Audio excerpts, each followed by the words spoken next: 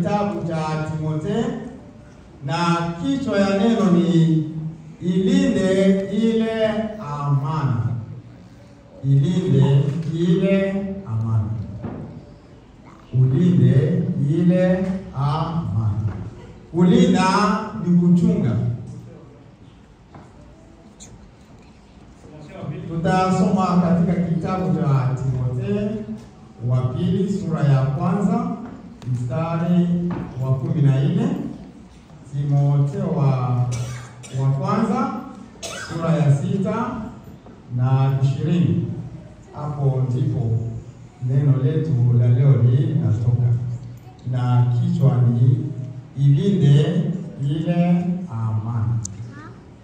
Kulinda ni kuchunga, kulinda ni kuhifadhi vizuri. Amana. Amana ni nini? Amana ni akiba.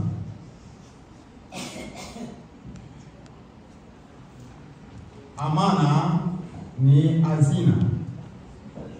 Amana ni mali. Naamini sote tuna uzoefu wa banki. Unaweza kufungua account ya saving na account ya matumizi yako ya kila siku. Katika account ya saving unaweka pesa au mali ambazo zinaweza kukusaidia katika hali ya dharura, kwa kuokoa kwa tatizo fulani, inaweza kuwa ya magonjwa au ya aina gani. So amana ni hazina. Amana ni mali ambao unaweka. Amana ni akiba kwa lugha ya kawaida. Kwa maisha ya kiroho, amana ni nini kwetu sisi wa Kristo? Amana ni nini? Amana ni Injili. Amana ni neno la Yesu Kristo. Yesu Kristo mwenyewe akiwa neno. Ni Paulo anamwandikia Timotheo. Ni moja ya vitabu 3 vya utungaji. Timotheo ni mmoja wa watoto wa kiroho wa Paulo ambao aliandaa kwa utungaji wa kanisa, na anampea maagizo, anampea mwelekeo, anampea namna gani anaweza kusimama kwa ajili ya kazi Bwana amemtia. Anamuonyesha ile ambao anastahili kufanya, ile ambao anastahili kuwa nayo kwa kufanya kazi, na katika ile ambao anahitaji kwa kufanya kazi vyema ili apate taji ni amana. Ni lazima uwe na amana na uichunge vizuri na uilinde vizuri, sababu usipoilinda vizuri, uwezi, shetani ambaye anakuja kuua na kuharibu, anawinawina, anaangalia kwa njia yoyote ile ili apate kuingilia na achukue amana ndani yako. Paulo anamwandikia Timotheo wakati ya mazingira haikuwa rafiki sana kwa kanisa. Kulikuwa na walimu waongo ambao wanaleta uongo, wanaipaka mafuta, inaonekana kuwa ukweli.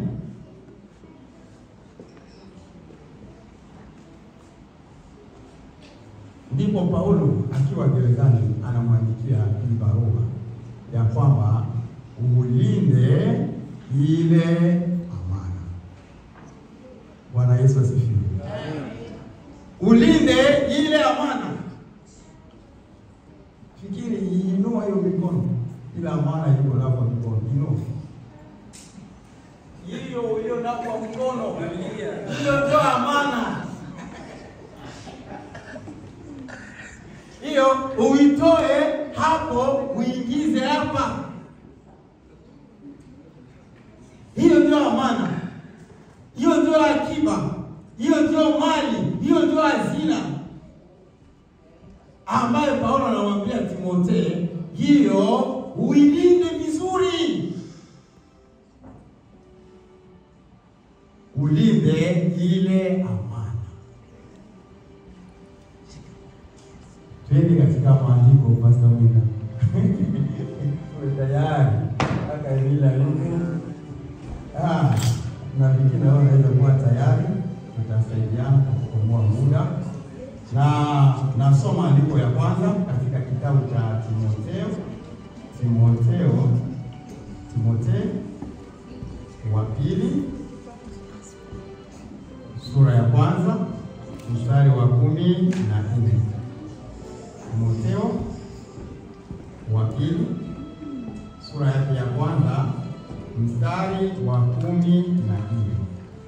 Nasoma katika jina la Yesu Kristo. Ilinde ile amana nzuri kwa Roho Mtakatifu akahaye ndani yetu. Ilinde ile amana nzuri kwa Roho Mtakatifu akahaye ndani yetu. Paulo anaandika ulinde amana nzuri. Kwa sababu gani Paulo anatumia neno nzuri, amana nzuri? So inawezekana ndani ya moyo wako uwe amana mbaya, ambayo ni mawazo mabaya, ambayo ni mafikiri mabaya, ambayo ni hisia mbaya. Hisia mbaya, mawazo mabaya, mafikiri mabaya. Hayo uyatoe na ulinde amana nzuri kwa nguvu na uwezo wa Roho Mtakatifu akahaye ndani yetu. Sababu gani Mtume Paulo anasema kwa Roho Mtakatifu akahaye ndani yetu? Kila wakati, kila saa, wakati unapochukua maamuzi, ndani yako kutatokea sauti mbili. Sauti ya kwanza ya Mungu kwa upole na unyenyekevu itakuonyesha njia nzuri, na sauti ya pili ya mdanganyifu, ya muuaji, ya mkora ambaye ni ya shetani itatokea. Na usipokuwa makini, usipokuwa na uwezo wa kutambua, utajipata unafuata sauti ya ibilisi na utakuwa umeanguka au umeangukia katika shida. Ni vizuri kila wakati, kila dakika, katika kila jambo usikize kwa makini sauti ya Roho Mtakatifu anayekaa ndani yetu. Mungu hayupo mbali na sisi. Mungu yupo ndani yetu kutuongoza, kutuelekeza. Lakini mara kwa mara mwanadamu anakuwa distressed.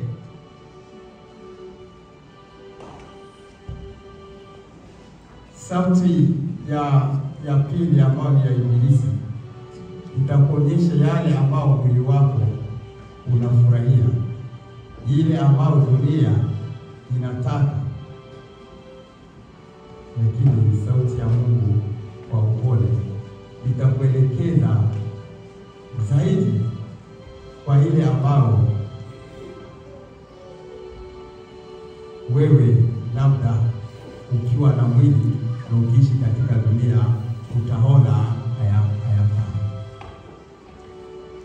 lakini jambo la muhimu ni kusikia sauti ya Roho aliye ndani yako, na hiyo itakusaidia sana kulinda amana ambayo iko ndani yako. Pastor Mwenda tusomee 6:20. Tunasoma habari tunasoma kwa neno la Bwana. Ninasema hivi: Timotheo, ilinde hiyo amana, ujiepushe na maneno yasiyo na akili, yasiyo na maana, na mashindano ya elimu iitwayo elimu kwa uongo. Bwana Yesu asifiwe. Tulisema hii ni mwongozo. Huu ni mwelekeo ambaye Paulo anampea Timotheo kwa ajili ya kazi Mungu amemwitia, kwa ajili ya kuelekeza wale ambao Mungu amempea kwa ufalme wa Mungu wa milele. Anampea agizo, anampea mwongozo, anamwambia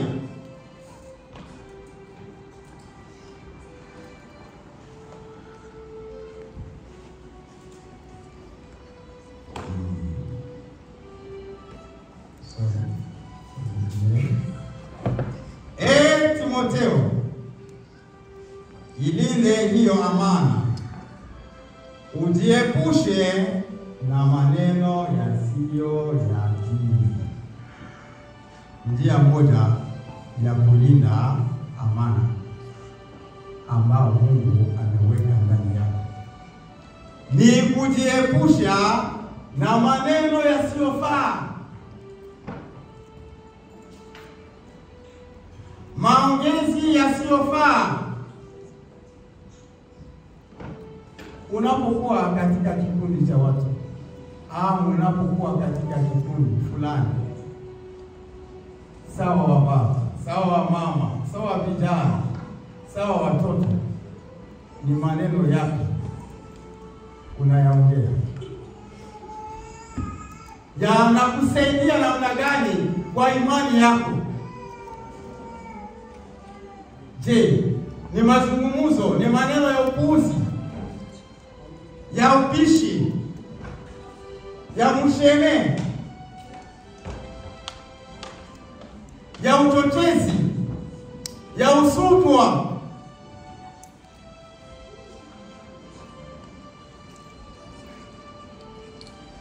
Paulo akamwambia ujiepushe na hayo.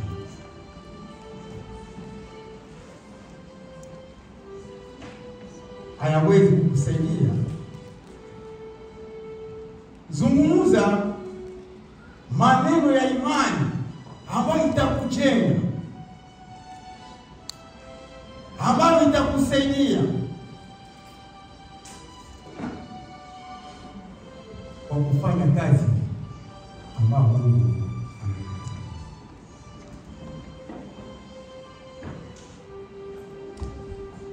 Maneno yasiyo na maana na mashindano ya elimu itwayo elimu kwa uongo.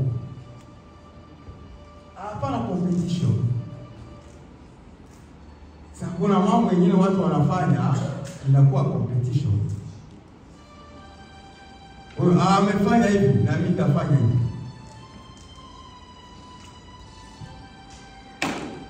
Hayo yote uepukane,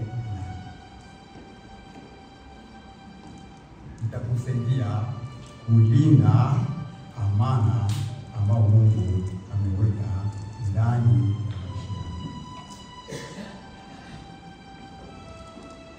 yako.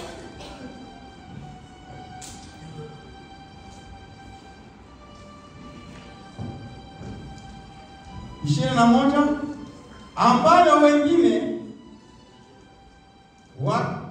wakiikiri hiyo, wameikosa imani. Kuna mazungumzo utakayesikia kwa kikundi au kwa simu, unaisikia, na unapotoka hapo kabisa unasikia ukavu kiroho, unasikia kuna kitu kinatoka ndani yako, sababu ya mazungumzo uliyoyasikia au maneno ambayo umeyasikia. Paulo akijua hayo, akamwambia Timotheo, hiyo isiwe sehemu yako. Na Zaburi ya kwanza, mwandishi wa Zaburi ya kwanza alikuwa vizuri sana, akasema, heri mtu yule asiyekwenda katika njia ya wakosaji, wala hakuketi kwa kikao cha wale wanaosengenya, bali ni sheria ya Bwana inayompendeza, na anaitafakari usiku na mchana, na matokeo ni kwamba anabarikiwa kwa lolote analolifanya. Paulo akiwa mzee sasa na akimwandaa Timotheo, anampea mwelekeo, anampea mwongozo, na anamuhimiza alinde amana. Neno unalipokea hapa kwa hiyo madhabahu, hiyo ndio amana yako, itakusaidia kwa maisha yako ya hapa duniani na maisha yako baada ya maisha. Sababu ni lazima tuambie watu kuna maisha baada ya maisha,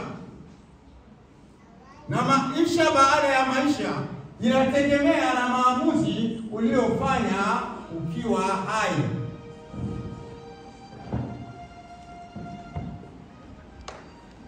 Paulo anamhimiza Timotheo alinde amana ambayo iko ndani yake kwa nguvu na uwezo wa Roho Mtakatifu. Ni vizuri kusikia Roho Mtakatifu. Utalinda amana namna gani? Tulisema amana ambayo tunastahili kulinda ni Injili, habari njema ya wokovu, neno la Mungu la uzima wa milele katika ufalme wa Mungu. Ni hiyo amana tunazungumzia na tunahimizana kulinda vizuri. Njia moja au njia ya kwanza ya kulinda hiyo amana ni kufundisha na kuikabidhi kwa watu wanaofaa, watu waaminifu. Tusome katika kitabu Timotheo wa pili, sura ya 2 mstari wa 1. Timotheo wa pili, sura ya 2, tusome mstari wa 1. Tunazungumza njia moja au namna ya kwanza unaweza kuichunga au kuilinda amana. Nani amefika hapo? 2:1. Yes, sura ya 2, Timotheo wa pili, sura ya 2, kwanza mstari wa 1. Biblia inasema hivi katika Timotheo wa pili, sura ya 2, sura ya kwanza, aya ya kwanza. Ndio. Basi wewe mwanangu, uwe hodari katika neema iliyo katika Kristo Yesu. Naam, mambo yale uliyoyasikia kwangu mbele ya mashahidi wengi, hayo wakabidhi watu watakatifu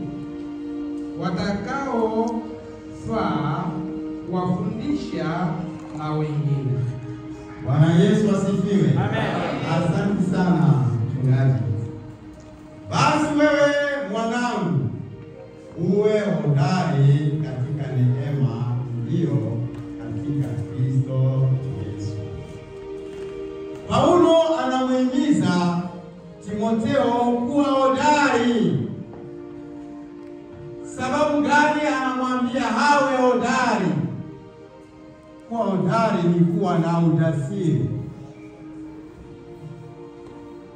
Anamwambia kwamba utakutana na mambo ambao itakuvunja moyo, itakuogopesha, itakutisha. Na usipokuwa hodari, usipokuwa na ujasiri, unaweza ukarudi nyuma au ukae chini. Na hiyo ujasiri na uhodari upate katika Yesu Kristo. Sababu alikufa na akafufuka na akashinda ibilisi. Ukisoma Waebrania wa pili, sura ya pili Waebrania, ukianza mstari wa 14 mpaka wa 18, utaona kazi nzuri ambayo Yesu Kristo aliyofanya. Kwa kuchukua mwili, aishi kama mwanadamu, aelewe mateso ya mwanadamu, baadaye akasujudia akafa na akaenda kuharibu nguvu na kazi ya yule ibilisi. Na hiyo ndio tumaini tulio nayo. Na hiyo ndio ujasiri na hodari tunao tunapotangaza habari njema. Si kazi yetu. La muhimu ni kuwa na uhakika wa mwito wako na kuwa na ujasiri na uhodari katika Yesu Kristo.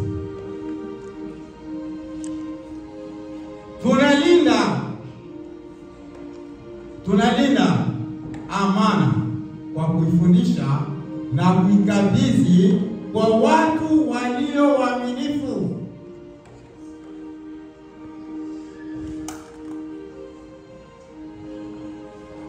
Ukisoma kitabu cha Kumbukumbu la Torati, kinatuhimiza hii amana ambayo ni neno la Mungu. Tuwafundishe watoto wetu na watoto wa watoto wetu, watoto wetu wafundishe watoto wao na watoto wao wafundishe watoto wao. Hiyo ni njia ya kulinda amana kwa ajili ya kizazi na kizazi. Linda amana.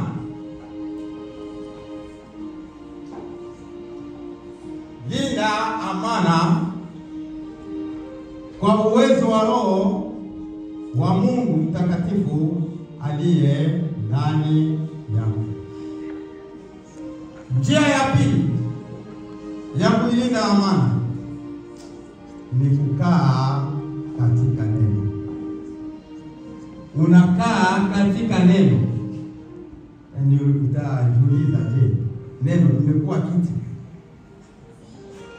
Ukae ndani ya neno. Inamaanisha nini kukaa katika neno? Zaburi ya 119 105 inasema nini? Neno lako ni taa ya miguu yangu, mwangaza kwa njia yangu. Inamaanisha kwa lolote unalolifanya, angalia maandiko inakuambia nini. Sasa hii ndio katiba yetu. Katiba tulio nayo katika ufalme wa Mungu ni Biblia. Inakuelekeza kwa namna ya kuvaa. Inatuelekeza kwa namna ya kuongea. Inakuelekeza kwa namna ya kuishi na jirani. Kila nchi, kila ufalme una katiba yake. Na ukisoma katiba utaona kuna vipengele.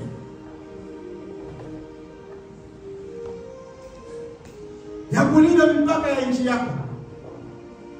Ya kujua mipaka yako iko namna gani.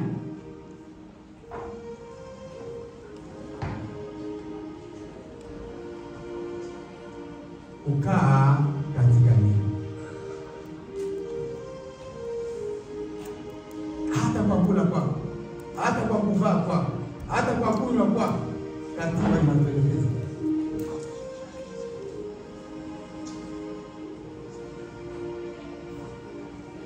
Inatuelekeza.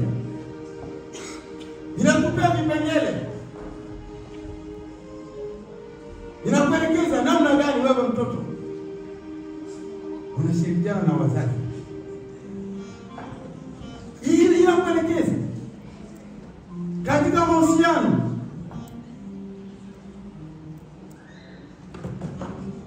Kwa kuchunga hazina unakaa katika neno. Timotheo wa pili 3:14. Timotheo wa pili 3:14. Vikisoma useme wazee wanakubagua. Kama uko tayari fikiri soma. Tunaenda haraka. Timotheo wa pili sura ya 3:14. Mwingine atayarishe Yohana 15 aya ya 4. Unalinda amana, hazina, akiba iliyo ndani yako kwa kukaa katika neno. Tunasoma katika kitabu cha Timotheo sura ya 3 mstari wa 14. Inasema hivi: bali wewe ukae katika mambo yale uliyofundishwa na kuhakikishwa, kwa maana unajua ni akina nani ambao ulijifunza kwao. Bwana Yesu asifiwe. Bali wewe ukae katika mambo yale uliyofundishwa na kuhakikishwa, kwa maana unajua ni akina nani ambao ulijifunza kwao. Yale ambao tunawafunza hapa, yale ambao unafunzwa, kaa katika hiyo mafundisho. Ikuelekeze, ikuongoze kwa kuchukua maamuzi.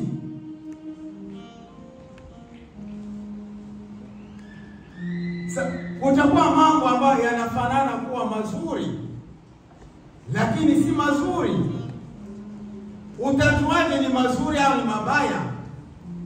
Unayangalia kwa mwangaza na mtazamo wa Biblia.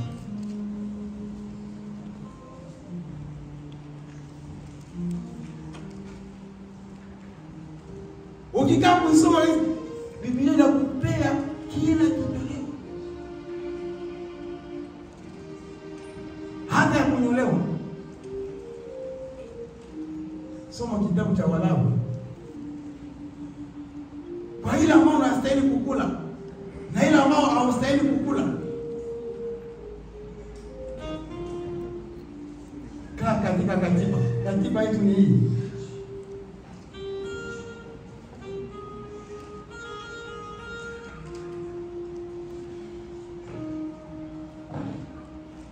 Fikiri tusomee Yohana 15 mstari wa 10 wa 4. Ukaa katika mafundisho uliyoyapokea. Watu wanaumia sababu wanakosa kukaa katika mafundisho waliyopokea. Nani yuko tayari? Kijana aliyo tayari asome. Tunasoma Yohana 15 tunasoma 4. Kaeni ndani yangu, Kaeni ndani yangu, nami nikae ndani yenu. Na mimi nikae ndani yenu. Kama vile tawi lisivyoweza kuzaa matunda lisipokaa ndani ya mzabibu, vivyo hivyo ninyi msipokaa ndani yangu hamwezi kuzaa matunda. Bwana Yesu asifiwe. Paulo anamhimiza Timotheo kwa kufanikiwa na kunawiri katika huduma ambao Bwana amekukabidhi. Ukae katika neno. Neno ni nani? Neno ni Yesu Kristo. Yohana sura ya kwanza, ukisoma sura ya kwanza nasema nini? Hapo mwanzo kulikuwa neno, na neno alikuwa kwa Mungu, na neno alikuwa Mungu, wala hakuna chochote ambacho kilifanyika pasipo huyo neno. So, ukikaa ndani yake una uwezo. Ukikaa katika neno lake una nguvu. Sababu neno lake linaumba. Yote ambayo tunayaona yanafanyika kwa neno. Na muhimu ni kuwa na neno na kukaa.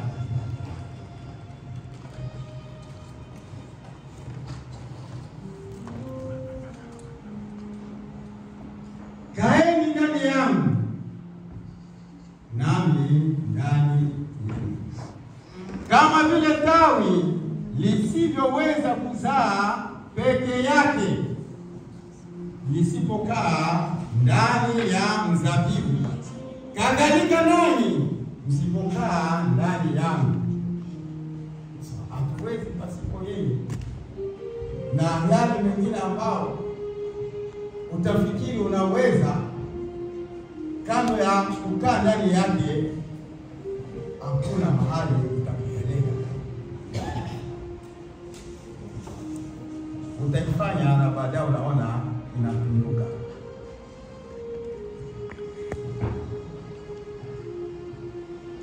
Jambo la muhimu ni kukaa ndani ya Yesu. Jambo la maana ni kukaa ndani ya neno. Kaa ndani ya neno. Kaa ndani ya neno. Inamaanisha ni neno linakuongoza, ni neno linakuelekeza kwa maamuzi yote ambayo unayofanya, kwa chaguo lolote ambalo unalofanya. Neno la Mungu linakuangazia namna gani? Linakuambia namna gani?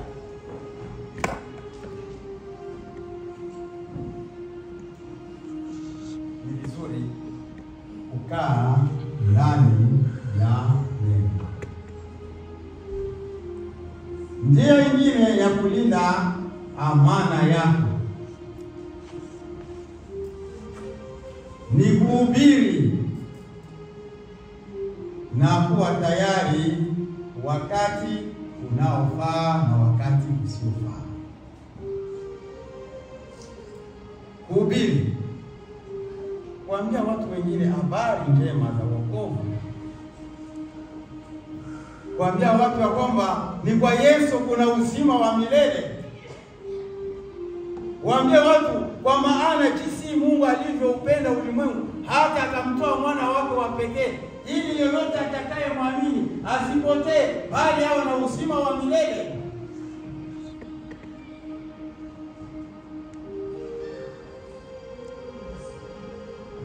Na kwa Yohana 17 mstari wa 3 Yesu akawaambia nini? Akaambia baba yake nini? Sababu sura ya 17 ni maombezi ya Yesu Kristo, anaombea wanafunzi wake. Anasema, na uzima wa milele ndio wakujue wewe Mungu wa kweli na wa pekee na Yesu Kristo uliyotuma. Uzima wa milele si kuwa na account ambayo inanona, lakini hatujakataa pesa, ni nzuri.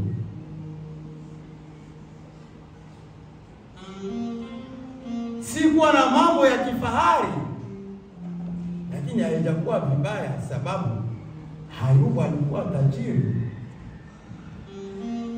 Abrahamu alikuwa tajiri. Unayapata namna gani? Na Sara alikuwa mrembo, lakini unampata namna gani?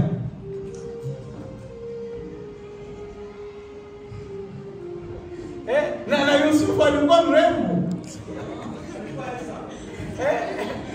na mke wa nani akamvamia. Lakini Yusufu akasema haijalishe vyote ulivyo navyo, katiba, amana ambao iliyowekwa ndani yangu haitaruhusu. Yusufu alijua katiba. Yusufu alijua kutunga amana iliyowekwa ndani yangu. Bila amana, kwa uwezo wa Roho Mtakatifu.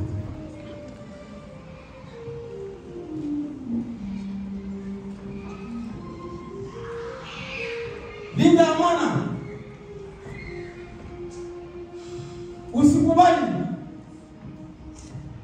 Usikubali mtu yoyote, kitu chochote, hali yoyote uchukue amana ambayo ni Roho ndani. Ule mlibaji akasema, ni nani anaweza kunyang'anya wokovu wangu niliopewa na Baba Mungu? Halikuwezi ya amana ambayo iliyowekwa ndani ya. Jua value ya amana ndani yako. Ilinde ile amana.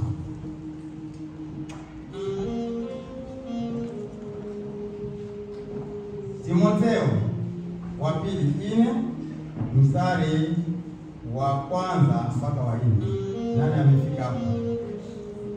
Mchungaji tusomee. Timotheo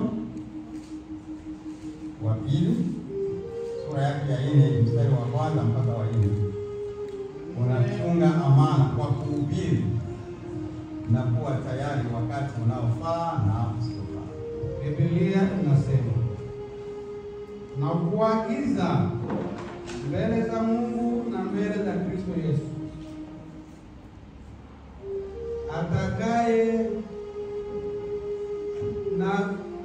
atakaye hukumu walio hai na waliokufa kwa kufunuliwa kwake na kwa ufalme wake. Ihubirini neno, uwe tayari wakati ufaao na wakati usio ufaa. Karibia, kemea na kuonya kwa uvumilivu, uwe na mafundisho. 4. Utakuja wakati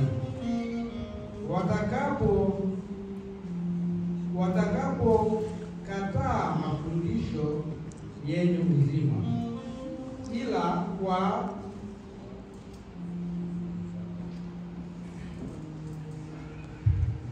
Bwana Yesu asifiwe. Amen. Haya, tunasoma Timotheo wa pili 4, tunaanza 1 mpaka 4. Na kuagiza mbele za Mungu na mbele za Kristo Yesu, atakayewahukumu watu walio hai na waliokufa wakati wa kuja kwake na ufalme wake, kwamba hubiri neno, kuwa tayari wakati ufaao na wakati usiofaa. Karibia, kemea na utie moyo kwa uvumilivu wote na kwa mafundisho mazuri. 3. Maana wakati utakuja watu watakapokataa kuyakubali mafundisho yenye uzima, badala yake ili kutimiza tamaa zao wenyewe, watajikusanyia idadi kubwa ya walimu wapate kuambia yale ambayo masikio yao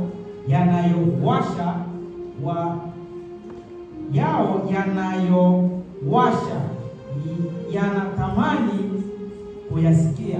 4. Watakataa kusikiliza kweli na kuzigeuzia hadithi za uongo. Bwana Yesu asifiwe. Amen. Bwana Yesu asifiwe. Amen. Ilinde amani. Ilinde amani. Sababu gani kulinda amani? Mungu Yesu atakuja na hukumu ipo.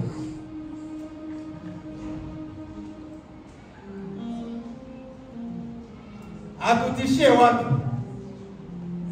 fanya chochote ambacho wewe unataka kwa tamaa ya mwili wako, lakini ujue hukumu ipo.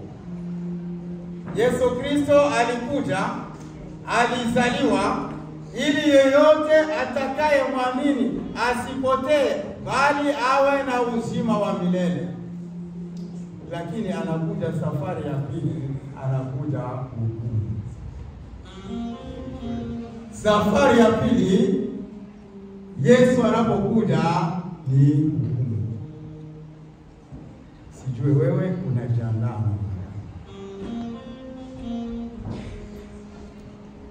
Yesu atakuja na atakuja kuhukumu na kuagiza mbele za Mungu na mbele za Kristo Yesu, atakaye wahukumu walio hai na waliokufa kwa kufunuliwa kwake na kwa ufalme wake. Lihubiri neno, uwe tayari wakati ukufahao na wakati usiokufaa. Karipia, kemea na kuonya kwa uvumilivu wote na mafundisho. Maana utakuja wakati watakapo yakataa mafundisho yenye uzima. Watu wanakataa mafundisho yenye uzima na wanataka matakataka, lakini ujue Yesu anakuja. Yesu anakuja na anakuja kuhukumu wale ambao hawakulinda hazina, wale ambao hawakulinda amana, wale ambao hawakulinda neno. Unaweza kuepuka hatari, unaweza kuepuka hukumu kwa kutii neno la Mungu. Watu wanafurahia kukaa kwa mafundisho ambayo hayawasaidii. Watoto wanakaa kwa makatuni. Mchana wote anachukua iPad, makatuni. Unajaribu niangalie inakuwa vita. Hata watoto watasimama mbele za Mungu.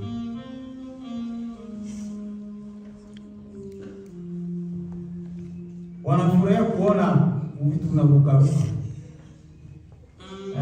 Umwelekeze kwa neno la Mungu, inakuwa vita. Kuna hukumu.